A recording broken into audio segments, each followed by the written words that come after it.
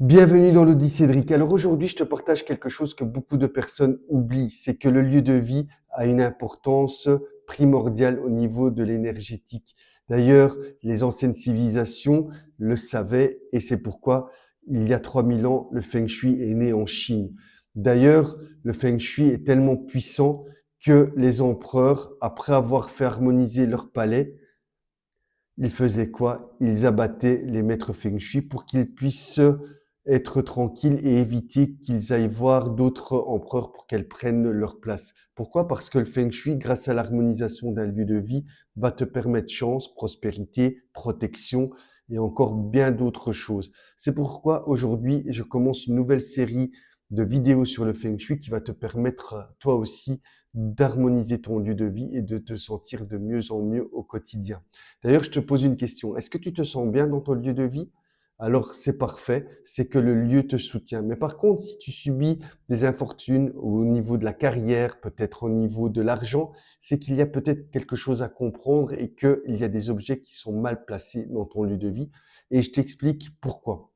En fait, l'habitat est scindé en plusieurs palais par rapport aux directions. Donc, le nord, l'est, le sud, l'ouest et encore d'autres directions comme le sud-ouest, le sud-est ou encore le nord-est ou le nord-ouest. Donc, comme tu l'as compris, ces directions-là vont avoir une importance pour que tu puisses placer le symbolique et harmoniser les lieux de vie parce que chaque élément a son secteur de vie. Par exemple, le nord, c'est l'eau. Et d'ailleurs, en parlant de l'eau, je te signale qu'il y a une erreur qu'il ne faut pas que tu commettes parce que dans certaines écoles, la porte est toujours située au nord.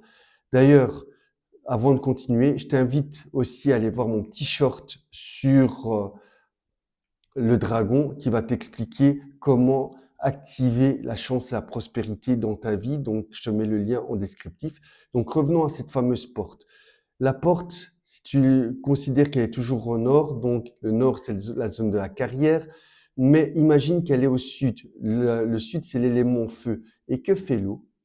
Elle éteint le feu, donc elle va éteindre ton succès dans ta vie. Donc tu vois, fais très attention comment tu places certains éléments, parce qu'une fontaine mal placée peut vraiment t'apporter l'infortune dans ta vie. Et d'ailleurs, si jamais maintenant tu as une porte au sud, moi je t'invite plus à mettre 9 petites bougies, à mettre un tapis rouge, ça va vraiment harmoniser ton lieu et renforcer ton succès dans ta maison.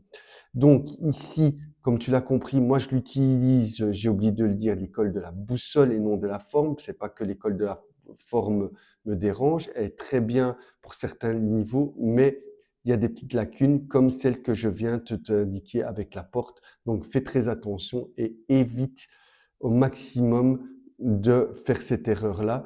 Utilise une boussole, ça va t'indiquer vraiment les bonnes directions pour mettre les bonnes symboliques aux beaux endroits. Et d'ailleurs, si ce genre de vidéo t'intéresse, mets-le-moi en commentaire. Mets-moi en commentaire si tu veux d'autres éléments pour harmoniser ton lieu de vie, parce que crois-moi, j'ai déjà fait des expertises Feng Shui où des personnes se sentaient très mal à l'intérieur de leur habitat. Une fois que j'ai placé les bons éléments au bon endroit, tout s'est réharmonisé et tout s'est remis en place concrètement.